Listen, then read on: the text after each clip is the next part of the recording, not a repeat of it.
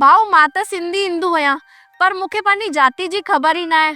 मां जाति जनगणना फॉर्म में पंहिंजी जाति छा लिखां? भारत सरकार पारां जाति जनगणना जो फ़ैसिलो अचण खां पोइ सिंधी समाज में इहा ॻाल्हि चर्चा जी ॻाल्हि थी पई आहे। सिंधी समाज सोच में पइजी वियो आहे कि असां जाति जनगणना फॉर्म में पंहिंजी जाति छा लिखूं। वधीकतर माण्हू इहा ॻाल्हि ॿुधी चवंदा आहिनि, साईं असां त सिंधी आहियूं त असां फॉर्म में बि जाति सिंधी लिखंदासीं, पर इहा ॻाल्हि ग़लति आहे। जे गुजरात में रहण वारो माण्हू गुजराती चवाराईंदो आहे, महाराष्ट्र में रहण वारो माण्हू मराठी चवाराईंदो आहे, उहो ई सिंध में रहण वारो माण्हू बि सिंधी चवाराईंदो, भले उहो कहिड़े धर्म मज़हब जाति खां हुजे। हाणे कई माण्हुनि जो सवाल हूंदो, भाऊ पोइ असांजी जाति छा आहे? जाति जनगणना जे फॉर्म में जाति जे कॉलम में अगर असां सिंधी न लिखंदासीं त सरकार खे कीअं पतो पवंदो कि भारत में सिंधियुनि जी आबादी केतिरी आहे?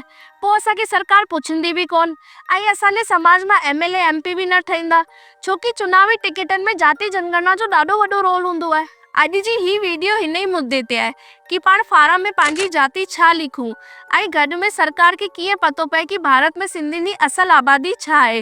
ॿियो, अगर पाण खे पंहिंजी जाति जी ख़बर करणी आहे त उन जी ॼाण कीअं करूं? सभिनि खां पहिरीं मां तव्हांखे हिन ॻाल्हि जी ॼाण ॾियां कि हिन खां पहिरीं देश में 2 बार जाति जनगणना थी चुकी आहे।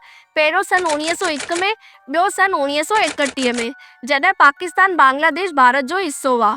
1931 जाति जनगणना जी ॻाल्हि करूं तो हुन वक़्तु ब्रिटिश सरकार जो वक़्तु हो, जॾहिं सिंध बॉम्बे प्रेसिडेंसी जो हिस्सो हो, मतलब सिंध अलॻि सां कोई प्रांत न हो। हुन में ॻाल्हि करूं सिर्फ़ सिंध जी, तॾहिं 1931 में सिंध जी लॻभॻि आबादी 39 लख हुई, जंहिंमें लॻभॻि 10 लख हिंदू, 28 लख मुस्लिम, सिख, ईसाई सां गॾु ॿियनि धर्मनि खे मञण वारा माण्हू बि रहंदा हुआ। सिंध जी लॻभॻि 10 लख हिंदू वारी आबादी में सभिनि खां वधीक लॻभॻि 4,60,000 लोहाणा, 26,000 ब्राह्मण, 8,500 भाटिया, 6,500 सोनार, 6,500 अगरी, 6,500 अहीर, 5,000 ब्रह्मभट्ट, 1,100 दर्जी, 2,100 हजाम, 25,000 राजपूत, 60,000 कोहली, 7,500 कुमार, ऐं अनुसूचित जनजाति सां गॾु ॿियूं कई जातियूं बि रहंदियूं हुयूं, पर सभिनि जातियुनि जो हिन वीडियो में ज़िक्र करणु मुश्किल आहे। पर किथे बि सिंधी जाति लिखियल न आहे। हाणे ही त थी नथो सघे कि असांजी जाति आज़ादी खां पोइ ठही हुजे। पुराणी सभ्यताउनि मां हिकु सिंधु घाटी सभ्यता सां जुड़ियल हुजण जो दावो था करूं, ॿी तरफ़ सिंधी जाति सदाए पंहिंजे पाण ते क्वेश्चन मार्क था खड़ो करूं। इहे सवाल त मां बि खड़ा करा, पर जाति जनगणना फोरम में जाति जगह ते अगर पाण सिंधी था लिखूं ऐं सरकार उनखे अमान्य करे छॾिया त पाण वञी अदालत जा दरवाजा खटखटाईंदासीं। पोइ अदालत बि पाण खां इहे ई सवाल पुछंदी, साईं अदालत जज़्बातनि ते न, सबूत ऐं कागरनि ते हलंदी आहे। सही ॻाल्हि त इहा आहे, 1947 जे विरहाङे खां पोइ जॾहिं पंहिंजा वॾड़ा हिते आया, आर्थिक कमज़ोर वक़्त खे पुठियां करण लाइ तन मन सां धन कमाइण में लॻी विया, तॾहिं पंहिंजे ॿारनि खे धार्मिक संस्कृति जी सॼी ॼाण बि न ॾेई पाया। असल में सिंधी हिकु ॿोली आहे, ना कि जाति आहे। जे सिंधी भाउ खे पंहिंजी जाति जी ख़बर हुई, हुन जाति प्रमाण पत्र ठाराए छॾियो ऐं आरक्षण जो बि फ़ाइदो खयो। असल में पाण खे पंहिंजी जाति जी ॼाण करे फारम में असल जाति ई लिखूं। हाणे सवाल इहो थो अचे कि असां पंहिंजी जाति जी ॼाण कीअं करूं? घर में असां ॿुधंदा हुआसीं कि असांजी जाति सिंधी आहे, स्कूलनि में पुछंदा हुआ त असां चवंदा हुआसीं कि असांजी जाति सिंधी आहे, धर्म हिंदू आहे। अगर तव्हांखे पंहिंजी जाति जी सही ॼाण करणी आहे त तव्हांखे हरिद्वार वञणो पवंदो। पंहिंजे घर में कोई गमी थी वेंदी आहे त पाण हाटियूं खणी हरिद्वार वेंदा आहियूं, पंहिंजे पंडितनि खां पूॼा कराईंदा आहियूं। पंहिंजा पंडित पंहिंजे पूर्वजनि जे वक़्त खां जुड़ियल हूंदा आहिनि, उन्हनि जी बहिन में पंहिंजे परिवार जो सॼो लेखो जोखो लिखियल हूंदो आहे। पुछो पंहिंजे पापा खां, पुछो पंहिंजे चाचा खां कि पंहिंजो हरिद्वार में पंडित केरु आहे। अगर उन्हनि खे सही ॼाण न आहे त पंहिंजे आसे पासे रहण वारे सिंधी महाराज खां पुछो, वो तव्हांखे सही ॼाण ॾींदा कि तव्हांजो हरिद्वार में पंडित केरु आहे। तव्हां उते वञी करे पंहिंजी नुख, गोत्र, सिंध में तव्हां किथे रहंदा उहा एड्रेस बि पतो करे था सघो, ऐं उतां ई तव्हांखे जाति जी ॼाण मिलंदी, उहा ई तव्हांखे फॉरम में भरणी आहे।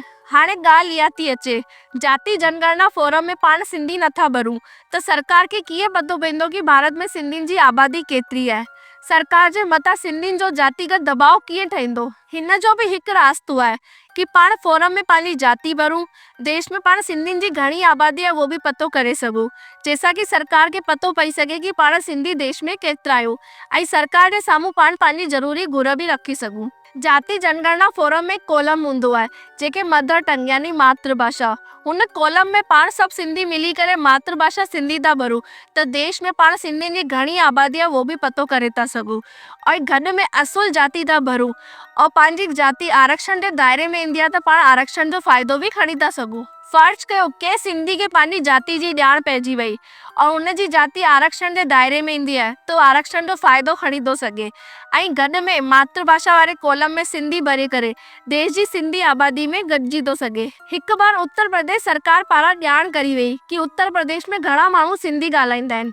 उत्तर आयो 0 छोकी पिछली जनगणना में पाण सभु सिंधी मातृभाषा वारे कॉलम में मातृभाषा हिंदी भरे छॾी हुई। ही वक़्तु आहे भारत जे सिंधी समाज जो हिकु थियण जो। सभिनी शहरनि जी पूजा पंचायतूं मिली करे आपस में मीटिंग करनि जैसा कि देश में सिंधी समाज जो हिकु फैसलो थी सघे। ही मोदी सरकार जो फैसलो पंहिंजे समाज जी उन्नति लाइ थी सघे थो जॾहिं पंहिंजा वॾेरा मिली करे कोई फैसलो खणनि, न त ही वक़्तु वरी न ईंदो। पंहिंजे समाज जी भविष्य ऐं वैल्यू सरकार जे साम्हूं धुंधली पइजी वेंदियूं। हिन वीडियो खे शेयर कयो जैसा कि सिंधियुनि खे सही ॼाण थी सघे।